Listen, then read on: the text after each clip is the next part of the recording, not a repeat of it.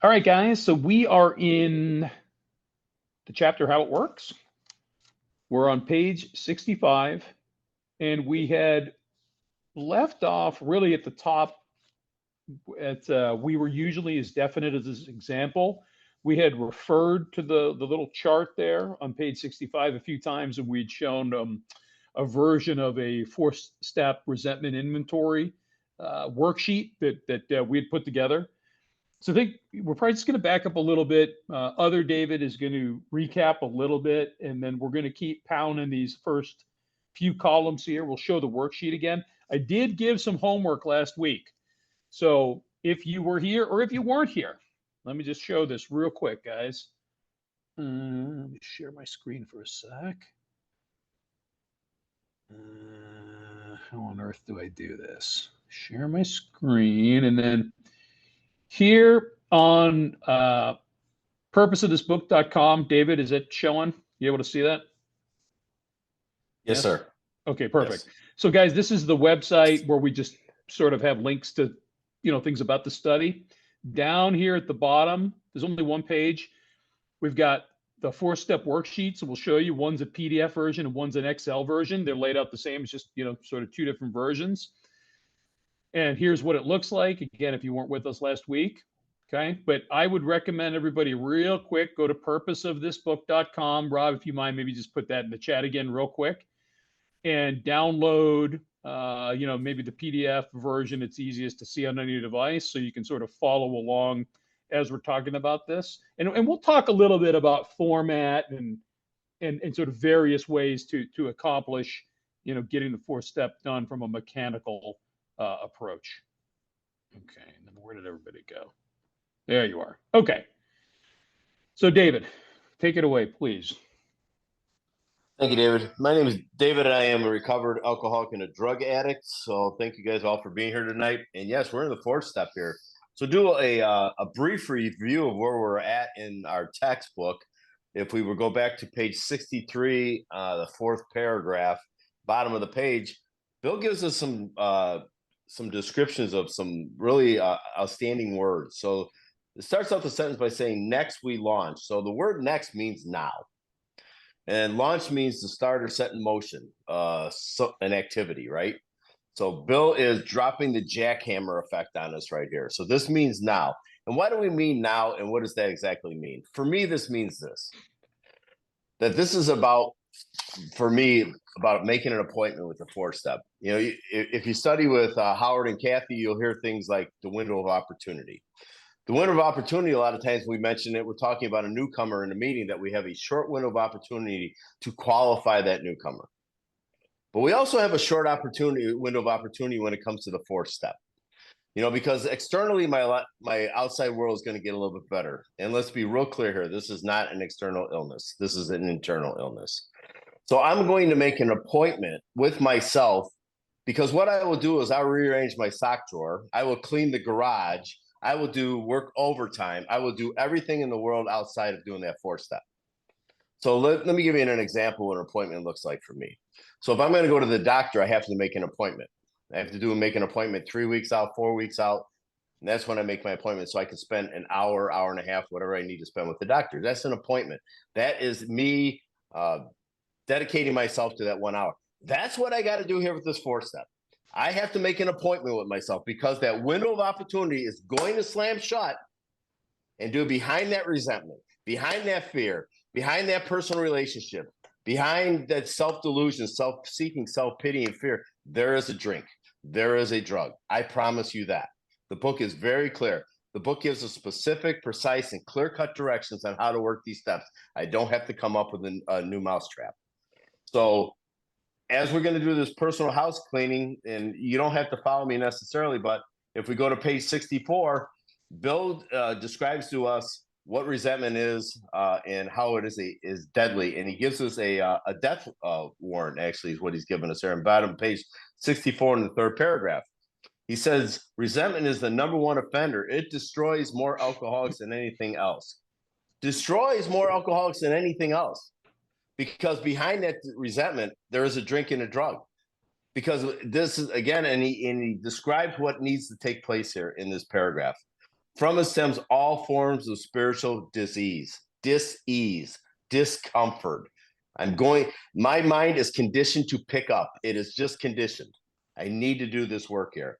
That was the unmanageability of my life. That's untreated alcoholism. That's the spiritual malady. They all mean the same exact thing.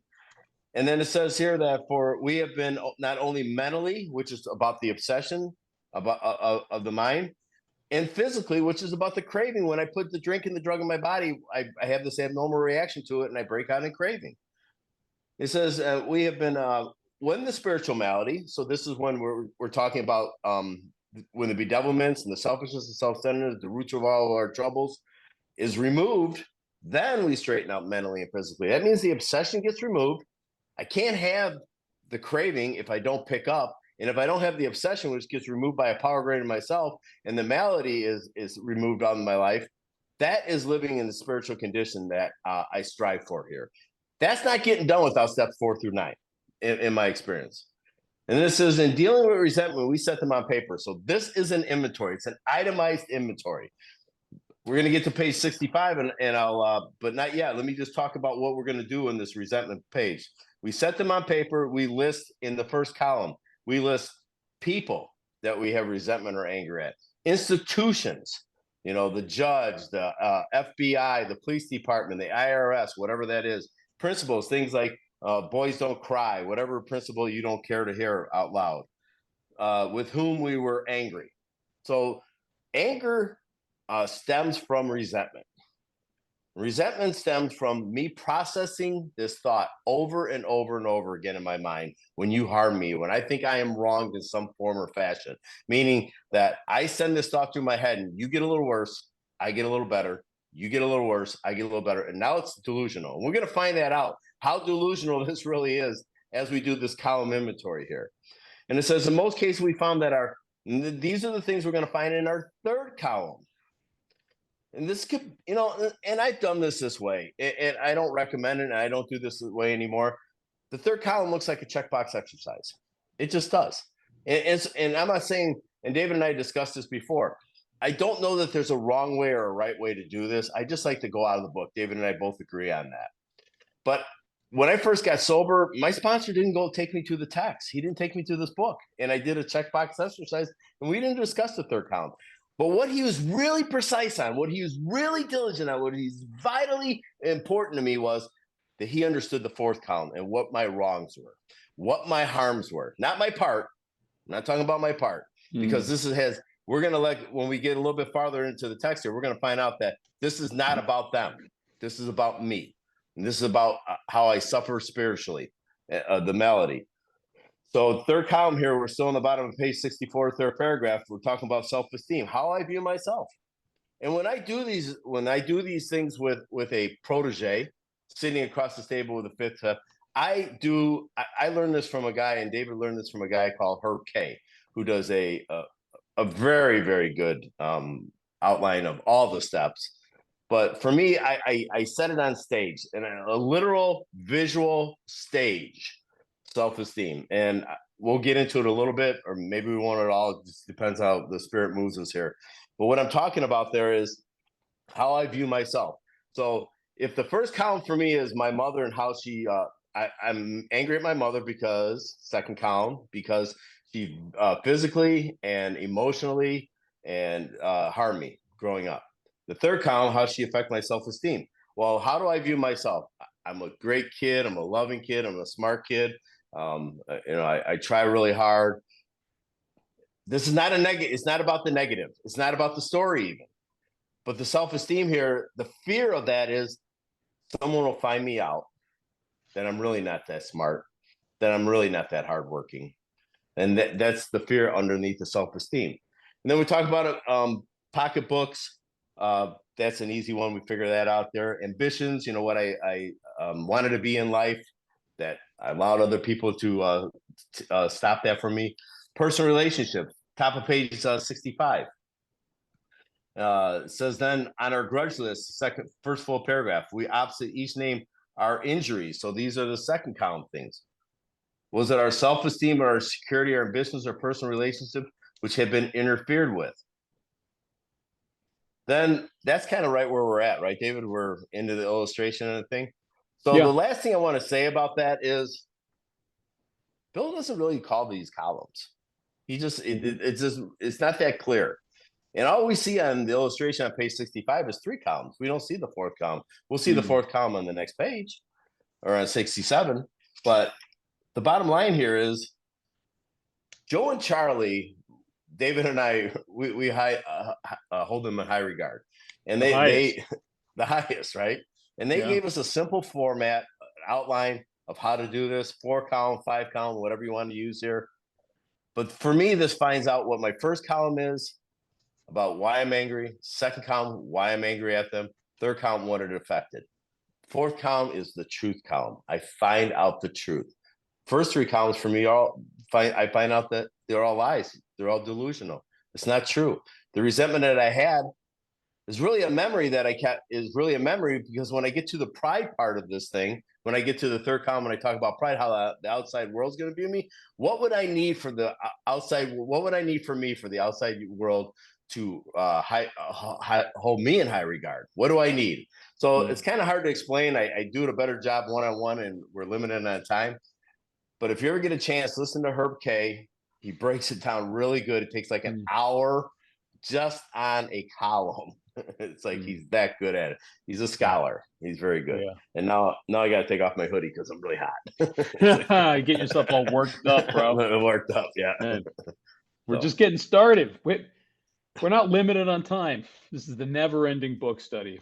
Okay, so I just want to add a few more things to pile on to David's recap there. So I'll just share a story. David was talking about setting an appointment to work on your 4-step. What I did in the first formal 4-step I did is I had another buddy who was new in recovery who was writing his 4-step at the same time. So we got together a few times a week at a coffee shop, and we sat across the table from each other, and he wrote his and I wrote mine, and we weren't discussing it. It was just sort of another level of accountability to make sure we were working on it. We talked so much about how this is a we program and we recover together. And then I think there's this belief that in this 4th step, I've got to go off into this dark cave by myself and sit with all my sins and suffer. Where's that say in the book, right? Get some support, get some help, get a 4-step buddy, get together and write them to help each other, right? And you know, David was recapping where we are here, starting the bottom of 64. We're really only talking about the resentment inventory. We mentioned this last week. In the 4-step, there's 3 inventories of the resentment inventory, and then eventually we'll get to the fear inventory, and then we're going to get to the sex harms inventory. But right now, we're only talking about the resentment inventory. And to that point, the first full paragraph on 65, it says, on our grudge list, we set opposite each name our injuries. That's exactly what this is, guys. This is a grudge list. We all know what a grudge is, I think, right? I don't have the definition of it, but we know what it is. It's when we've got like maybe David's going to look it up, right? It's like I've got bad feelings for someone. I've got prejudices. And so this is not the reason why we do this a column at a time. And I believe the reason why Bill laid out these first 3 columns is that once I get the machine going, once I get the resentment recap machine going, it's pretty easy for me to spit out all the anger and all the resentments and all the grudges. The reason why it's easy is because I know them all very well, because I've been reliving them in my head, my heart, and my gut for 30 years before I wrote that. Do you have grudge, David? I do. So, okay, please. No surprises here, guys. Resentment. A feeling of deep-seated resentment or ill will. So our grudge list. This is the list of the people, the institutions, and the principles that we are pissed off at. The instruction is to write the first 3 columns and not try to come at them from a spiritual angle. We're going to get to the spiritual angle in the 4th column shortly. But I'm not doing myself justice if I'm writing this stuff down and then editing myself, well, I'm too embarrassed to put that, or I should be over that. Yeah, fine. If I think I should be over something, all the more reason to write it down because I'm clearly not over that. You know, and David said last time, if I'm not mistaken, or if not last time, I've heard David say this before, if you're putting something, or maybe it was us listening to Chris Raymer speak, but I know David said some of this stuff too. Sorry. all my favorite speakers. It get jumbled in my head. Oh, you could go back. It's something from kindergarten. Somebody said to me, if it's not bothering you, yeah, then that's stupid to write it down. But I will tell you this, some of my earliest memories, and I shared one from kindergarten last week, I carried with me for was probably 5 years old in kindergarten. I wrote my first fourth step when I was 31, 26 years. I had a resentment against my kindergarten teacher that I had never let go of. So if I don't care how stupid and humiliating, embarrassing, and petty it is, if I carried it with me, I need to put it down on paper. Right? That's the obligation. Otherwise, how am I going to be free of it? And then David also talked about the format here, guys. What Bill says on the last sentence above the chart in 65, he says, we were usually as definite as this example. So what's the example? It's the 3 columns he's showing in the book. We showed you our worksheet, and Rob put a link to it if you want to download it in the chat, or it's on we showed you at the bottom of purposelessbook.com, where we've got this column layout. If you don't want to do it as Bill has it in the book, and you don't want to use our worksheet or Joe and Charlie's worksheet, it doesn't matter. Do whatever you want, get with your sponsor on it, but the layout doesn't matter. What matters is that we list what I'm resentful at, the cause, and how does it affect me. As long as I've got that, I'm okay. If you want to do it in paragraph form, fine. But if you're going to do it in paragraph form, keep those paragraphs to a max of, I think David said 19 words. I'll even give you 20 words. Beyond 20, it's too much. And this is from hearing many 5th steps where people start saying, okay, so I'm resentful at my ex-girlfriend, and so here's what happened. No. As soon as we're going to here's what happened, it's too much detail. Why are you pissed off? I'm pissed off because she cheated on me, or I'm pissed off because I cheated on her and she broke up with me. That's it. That's it, guys. This is dead simple. Don't overcomplicate this thing. Okay, so we left you guys with the homework from last week. All right, so get your little sheet out, or I'll show this again. Okay, and let me freaking figure out how to do this again. I gotta share my screen. You guys never know I'm in technology. Okay. And then there we go. Okay, now I can't see you guys. So David, speak up if you need me to stop doing something, or if you need to interrupt. Okay. Yeah, let me jump in here here real quick too. Yeah. So this is important for me to understand and explain to my proteges what we're doing here. 1 column at a time. We talked about this last week. We write out, I am resentful at a name, just like David pointed out. Just put a name, put an institution, put a principle, whatever that is, put that name in the first column.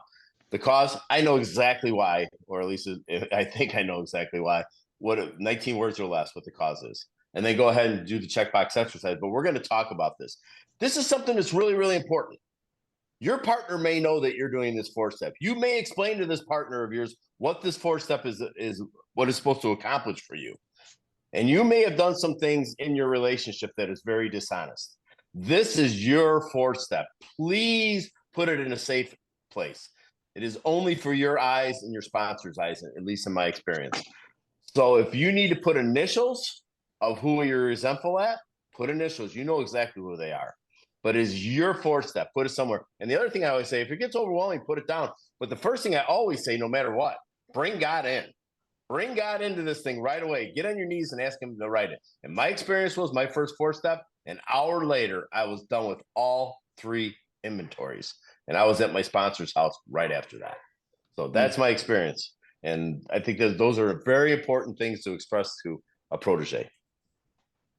All right, I'm going to switch because we're going to do one in real time here. So I'm going to open my little Excel version because it'll be easier to fill out. Okay. Okay. So let me try sharing this again. So bear with old man in technology Galula here. All right, share. Window, Excel. All right, here we go. Okay, David, you can see that? Yes, sir. Okay, so if we're following along, so let's look at the little chart here on 65, and there's some good examples here. And guys, look at how simple they are. Let's look at the first column 1 or column A. So you can go through and just start listing people, and we'll give some advice on the way to approach that here in a minute. But so he's resentful at Mr. Brown, Mrs. Jones, my employer, my wife. So you could go down here and fill all these columns out. So I'm just going to say I'm resentful at my, let's see, can I do this?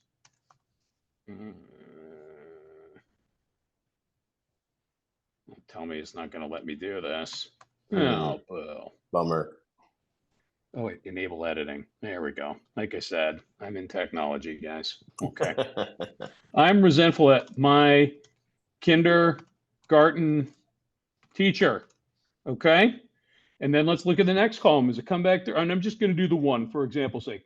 What's the cause, right? So for Mr. Brown, his attention to my wife, 1, 2, 3, 4, 5 words. Told my wife of my mistress, 6 words. Brown may get my job at the office, 8 words. Those are 3 really powerful resentments, right? He's paying attention to his wife, told his wife about his mistress, and he may steal his job. Right? If you guys have been in these AA conventions, people have t-shirts that say Mr. Brown's needs his ass kicked, right? Very funny.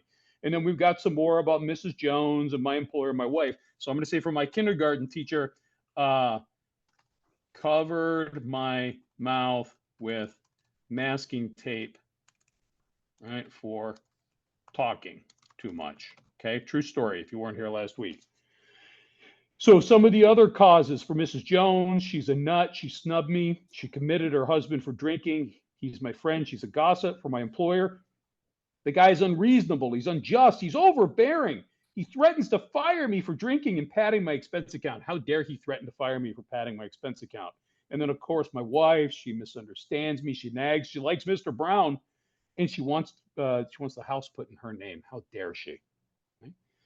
So then we've got the third column. Now, we did this in sort of checkbox form, and this is, we stole this or borrowed this from Joe and Charlie because it's just saves space to make a little checkbox versus writing the same words out over and over. So it's just an efficiency step. So you see a lot of parallels here. And if you're anything like me, you're going to see those same ones get checked off row after row. But for the Mr. Brown one, what did it affect? Well, it affected his sex relations, self-esteem and fear, sex relations, self-esteem, fear again in the first couple, and then the third one about the job security and self-esteem, fear. Okay, so for me, with my kindergarten teacher, it affected my self-esteem, right? How I felt about myself. Didn't affect my pocketbook. Maybe affected my ambitions to be class clown or something. I don't think it really affected my security. Certainly affected my relationship with my teacher. That's a personal relationship.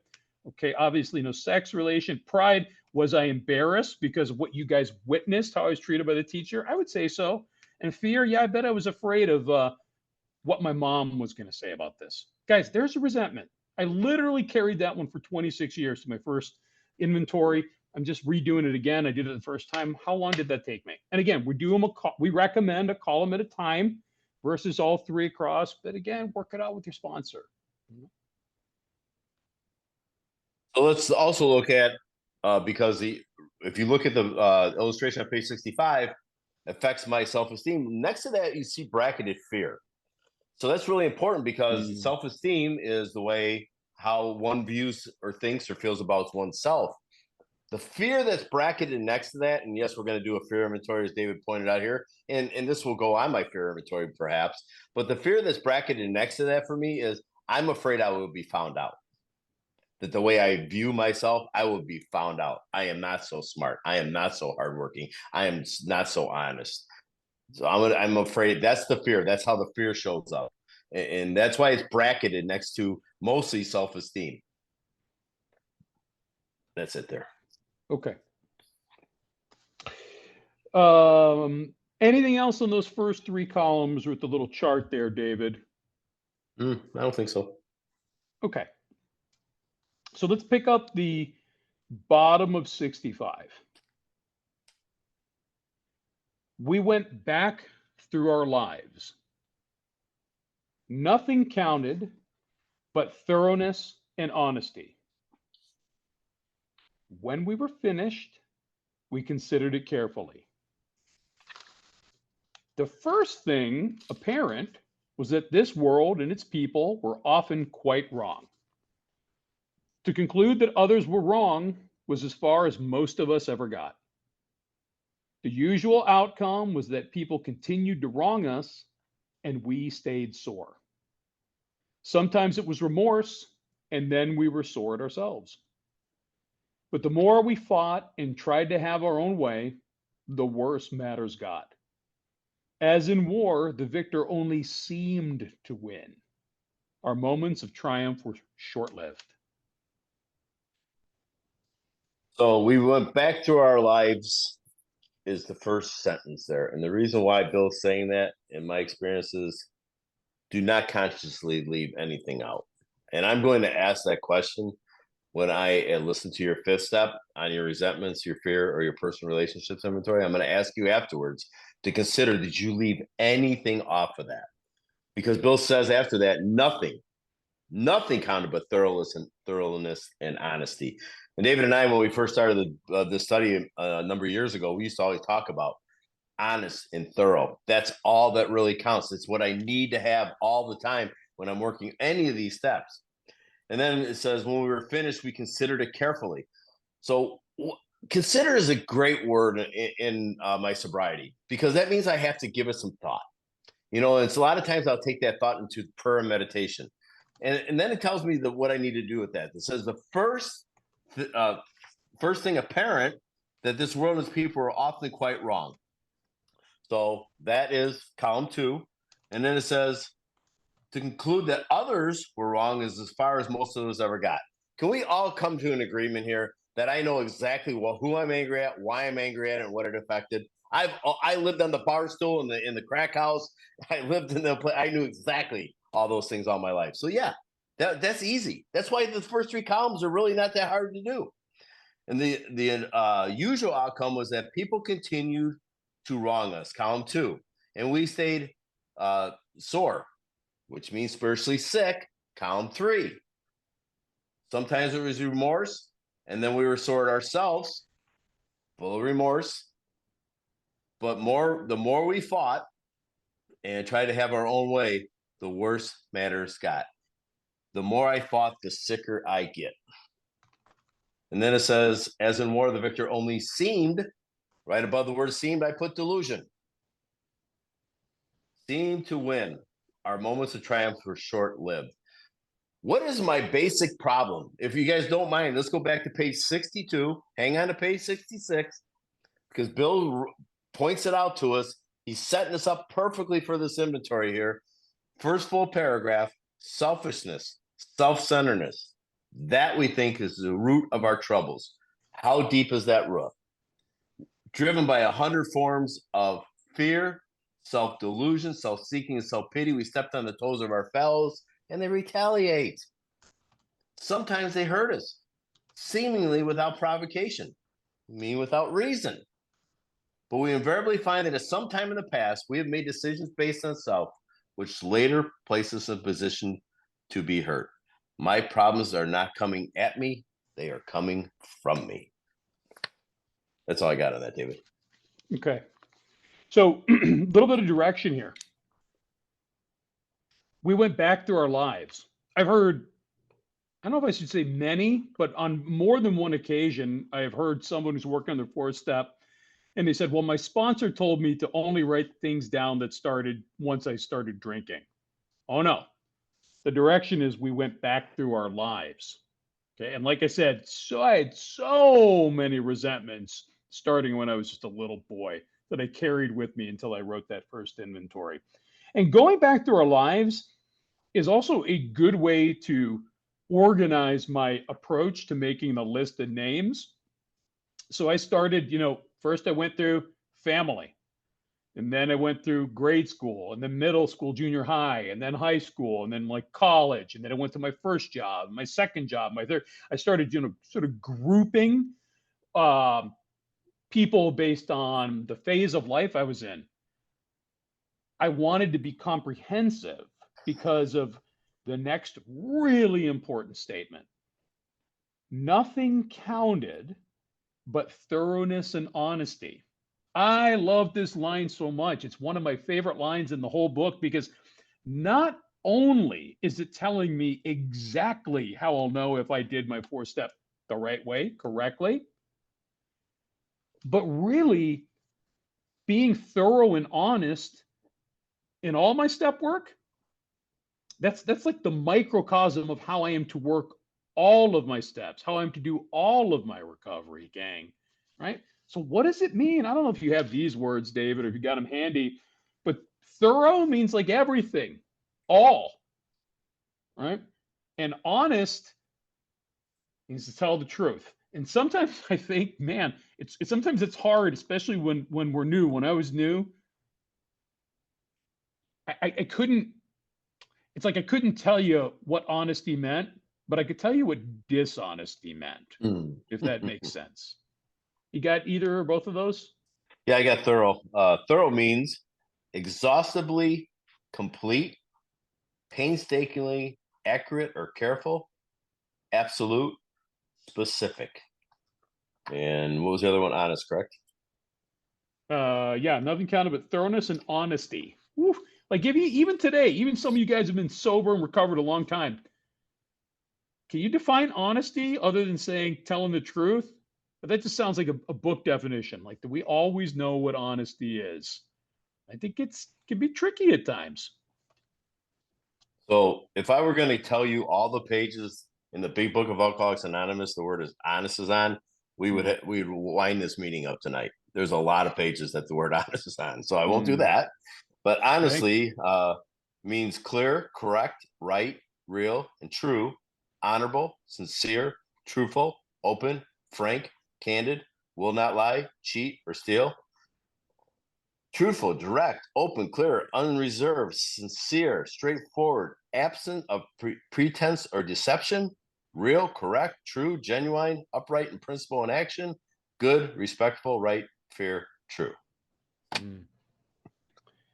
So the answer to how do I know if I did my 4-step correctly? The answer is there it is. The question right back. Was I thorough? Or was I honest? And if I say, well, I had almost everything, well, that's not thorough. And if I leave some things out or I sort of misrepresent some of the stuff I wrote down, that's not honest. Right? Entirely thorough and entirely honest. And I don't want to jump ahead to the 5th step, but I'll just say this now. To be thorough and honest, and also to protect yourself, because again, we don't want anybody unnecessarily getting divorced or ending up in jail over something you're writing down. David talked about putting initials. If you absolutely have 2 or 3 things that you just can't write down and you just can't share with your sponsor, your step guide, whoever you're sharing with, that's okay. That's okay. Mm-hmm. Go find someone you can share it with. Go find a priest. You don't even have to be Catholic. They will be happy to hear it. If you walk into a confessional with 40 pages of typed resentment inventory like I had, they're going to say, no, we'll make an appointment. But if you want to go in and say, I just have to share these 2 things, they'll hear you out. Go talk to a priest, a rabbi, a preacher, somebody else you trust who can keep a mouth closed. I got to be thorough and honest, but I don't have to be thorough and honest with the same person. Right? So be careful, protect yourself, and also let your sponsor know that too. Be like, hey, in this 5th step, there's like 2 things I just can't talk to you about, but I commit to you. I'm going to go share it with somebody else, and then let him or her know when you did. So nothing counted but thoroughness and honesty. Such a powerful statement, right? So then when we were finished, we considered it carefully. Well, what did we consider carefully? These first 3 columns. And what is my consideration, my contemplation, my meditation on these first 3 columns supposed to tell me? Well, the first thing that's going to be apparent is that this world and its people were often quite wrong. Holy cow. Did anybody need to write a 4th step to come to that conclusion? I was very clear coming into recovery that the world and everybody in it were often wrong, maybe consistently wrong. And to conclude that others were wrong as far as most of us ever got, 100%. And I mentioned this last week. Go to therapy after you're recovered, guys. Don't go to therapy before. Colossal waste of time and money, and you will never get beyond those first 3 columns. Right? So what was the usual outcome is that people continued to wrong us and we stayed sore, right? This is how we went through life. Everyone was wrong. And I cannot imagine that I was ever wrong. And so I continue to go about my life in this way. Sometimes in my life, right, it was remorseful, and then I'm sore at myself. Question asked sometimes, do I go on my 4th step? Right? And I've heard a lot of different opinions about this. I can't say right or wrong. I can just reread this sentence and you can decide for yourself. Sometimes it was remorse, and then we were sore at ourselves. Ipso facto, whether I'm sore at David or Rob or Liza, they're all supposed to go on my list. What if I'm sore at this David also? How about he goes on the list as well? All right, so I said what I just did what I said I wasn't going to do. I said I wasn't going to say whether or not that was how to do it, and I said that's how to do it, but I stand by it. Okay. The more we fought and tried to have our own way, the worse matters got. I'm sure we all relate to that. As in war, the victor only seemed to win. Our moments of triumph were short-lived. Did I feel good by the time I concluded bullying someone? Rarely. Rarely. Even in my unrecovered state. Okay. Carrying on, top of 66, first full paragraph. Woo, hoo, hoo, hoo. Here we go. Everybody take a deep breath, tighten your belts. It is plain that a life which includes deep resentment leads only to futility and unhappiness. To the precise extent that we permit these, do we squander the hours that might have been worthwhile. But with the alcoholic whose hope is the maintenance and growth of his spiritual experience, this business of resentment is infinitely grave. We found that it is fatal. For when harboring such feelings, we shut ourselves off from the sunlight of the spirit. The insanity of alcohol returns and we drink again.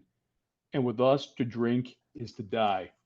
Guys, back on 64, David took us back here at the top of the study. Third paragraph in 64, resentment is the number one offender. It destroys more alcoholics than anything else. What does destroy mean? Kill, ruin, kill. The ultimate destruction is death. What do we have here in this paragraph? This business of resentment is infinitely grave. Something to be grave, deadly. We found that it is fatal. What does fatal mean? Deadly. With us, to drink is to die. Die, deadly. Resentments 4 times in the last 2 pages tells us resentments are going to kill us. And in the next sentence, in the next paragraph, it's going to talk about resentments being poison 5 times.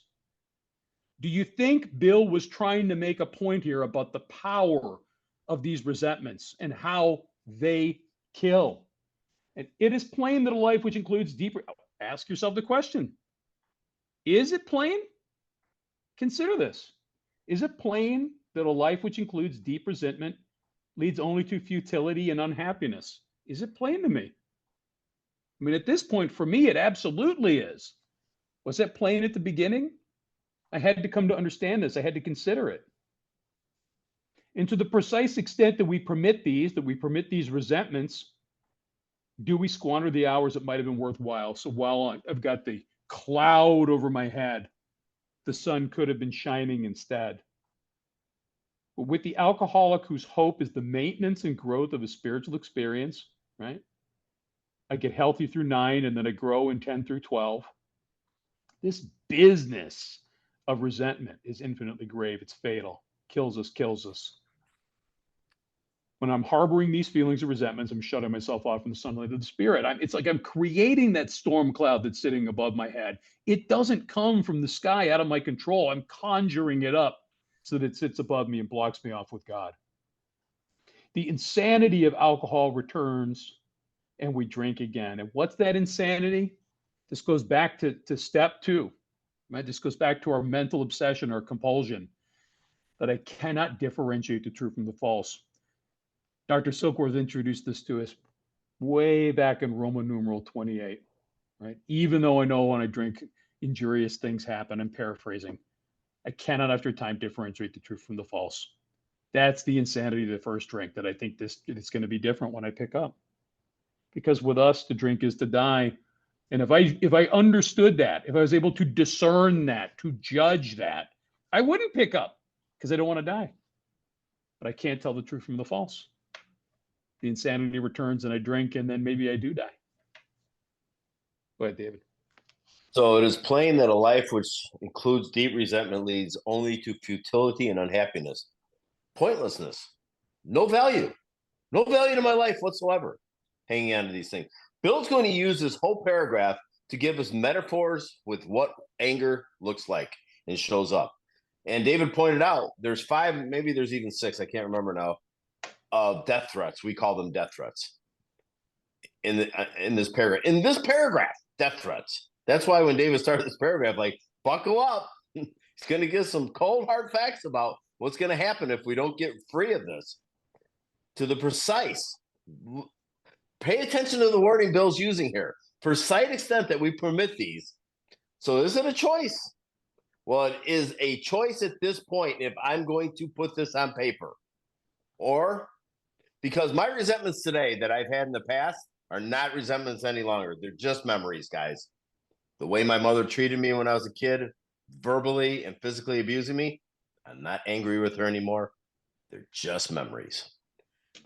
So it says, precise extent that we permit these, do we squander the hours that might have been worthwhile?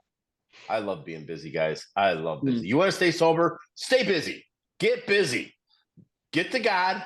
Start working with others. Get a job. Get a career. Busy, busy, busy. Like my sponsees look at me sometimes and go, dude, how do you get it all done? Because I have available to me this power in my life. I get up at 2 a.m. I go to 8 o'clock every night. I love it. I love it. I wouldn't change a word. Sleep is overrated. I'll sleep when they're patting dirt on my face. Okay, not worried about it right now. It says, but with an alcoholic whose hope is the maintenance and growth of his spiritual experience, that is step 10. That is what I've got to be looking at. That is where the clock starts and runs all day on step 10. This business of resentment is infinitely grave. Let's look up. Let's not look up the word infinitely. Let's look up the word infinite. It means unlimited, never ending, without limits or boundaries. That means I am going to die. This resentment is going to put me in the grave, or I'm going to get locked up. I had 3 choices when I got here. I get to sober up, covered up, or locked up. I already been locked up. I came very close to getting covered up. I like being sobered up. Then we find this is fatal. This is number 2, death threat. And then for when harboring such feelings, again, this is the cost of a resentment. Harboring such feelings, we shut ourselves off from the sunlight of the Spirit. That's step 3. We just got done turning our will and our lives over to the care of God. The care of God. Not over to God, the care of God. Let's read the black and the white. And then it says the insanity of alcohol returns and we drink again. The insanity, unclear thinking behind all these resentments is a drink. I need to know that. I don't care how many 24 hours I got. I cannot afford to have them. And then it says, for us to drink is to die. That's the 3rd death threat. And then, the next paragraph. So again, Bill's using all these metaphors for anger and negative promises or whatever you want to call them, but they are true for me because my experience was when I came in the early 90s, I got sober in the late 90s. I didn't do any of this work, and all these things, resentments, angers, fears, self-delusion, self-seeking, self-pity, were driving me all day long. And behind all those things, my mind was so conditioned to pick up. I picked up and I found myself just like Bill, pounding on the bar. How did this happen again? Because I have no power, no choice, no control. I have permanent sobriety. We all can have permanent sobriety today. Under these conditions of being honest and thorough and doing this work on a daily basis, and I've heard the analogies, and I don't know if they're great ones, but I'm gonna say it.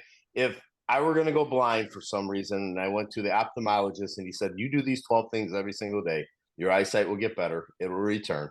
Wouldn't I do that without a doubt, diligently? Why do I pull back on these spiritual conditions in my life? Because if this is only about self-will, me not lining my will up with God, I need to line my will up with God. And that's why I start on my knees every morning, humbly asking God to keep me clean and sober, to direct my thinking, and ask him how I could be useful and what I should be in other people's life all throughout the day. Because I heard young Lee talk about this, and it's true for me too. usefulness. As we see uselessness in the bedevilments, usefulness for me is probably the key to life. I actually feel useful all day long.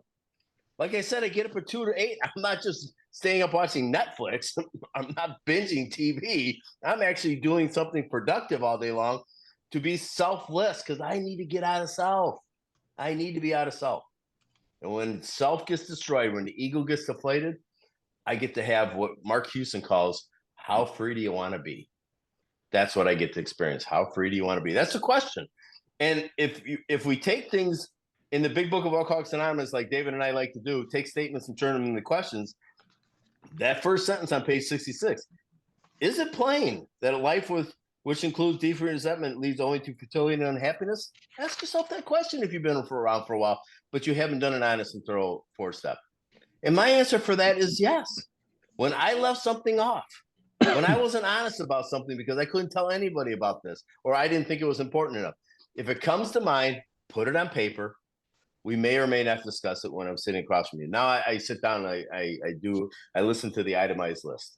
There was a time where I didn't do that necessarily. I stand corrected. That's all. Yeah, just to David's point, because I'm a broken record, I say the same things over and over. You guys will have to endure me bringing up this analogy again. David talked about what 12 things would we be willing to do, right, to stave off blindness or to stave off cancer, or, do I believe this is a life or death illness? We talk about this a lot. I mean, today my life is amazing, and I don't dwell a lot on often on how serious this can be in my own life, right? I'm close to God. I stay close to God. But when I work with newcomers, I am readily reminded this is life or death. I flew out here on a plane today. I'm in Minneapolis for business for a couple of days. I flew out here from Chicago on a plane. Planes crash, people die. My favorite analogy is, would you ever talk to a pilot as he's approaching landing the plane that you and 300 other people are on and say, hey, which of the landing steps are okay to skip? Which one would you want him to skip? Failing to reduce his speed, maybe not putting the landing gear down, maybe not adjusting the flaps. Would you ever feel comfortable that the pilot of a plane would skip any of the steps to land the plane safely? Probably not. Why would I skip any of the steps in my recovery from alcoholism, from addiction? Why would I try to cut the corners and skimp on them? I wouldn't, and I don't personally. And I try to heavy up on the people that I help through the steps not to do that either. Oh, sort of side note, somebody had asked in the chat, Rob had passed it on to us, in looking at the 4-step worksheets that we have, they wanted to know why the word inconsiderate was not one of the, even though we're not in the 4th column yet, they wanted to know why that was not listed in the 4th column. That's because the worksheets, if you look at them, the one we've been looking at is just the resentment worksheet, and the word inconsiderate doesn't come up in the resentment inventory. If you look through the whole packet, you'll see that there's 3 inventories of the resentment, the fear, and the sex harms. And in the sex harms, you will see inconsiderate in there. We tried to make the layout to really follow the text as best we could according to our interpretation. Okay, where are we at? Ooh, 7:52. Okay, well, perfect. Short paragraph. So we're on 66, full paragraph 2. If we were to live, we had to be free of anger. The grouch and the brainstorm were not for us. They may be the dubious luxury of normal men, but for alcoholics, these things are poison. Guys, you know what poison does? Again, it kills. Go ahead, David.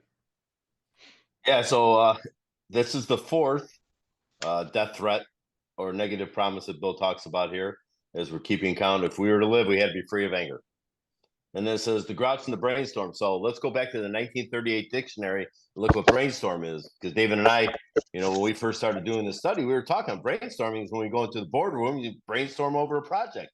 Not the definition in the 1938 dictionary. It means we find a rage, fits of rage. That's what that means. Anyone I don't go to anger. I go to rage and untreated alcoholism, right? So we'll say we're the grouch and the brainstorm were not for us, not for anyone for that matter, but really not for us. Why? Because there's a drink behind that, and I'm going to harm you. I harmed lots and lots of people. You know, just to make an analogy here too, to make it real clear about how selfish and self-centered I am, and this is you know, ask yourself this question if you'd like. You don't have to do this. But was there anyone in your life that cried for you 1,000 times when you were drinking and drugging? 500 times, 200 times, 100 times, 50 times, 20 times, 10 times, 2 times. But yet you went back out and you drank and drugged again. Page 62 tells me I am selfish and self-centered. Page 62 tells me that I am without choice, power, choice, or control. I must find a power greater than myself to restore me to sanity. I must. It talks about, you know, a lot of times, you know, Howard has done the count on this 139 times of must. There are no musts in AA, they say. Well, this is my note. If they're referring to the fellowship, that's almost true. There's only one must to be a member of AA, and that is the desire, a longing, or a yearning to stop drinking good and for all. But there are must, have tos, and had tos in the big book of Alcoholics Anonymous. I'm going to be free of these things. And they may be the dubious luxury of normal men. We don't really have time. Maybe we'll repeat this next week, so I want to give David some time. But if we go back to page 30, I'll jump on that next week.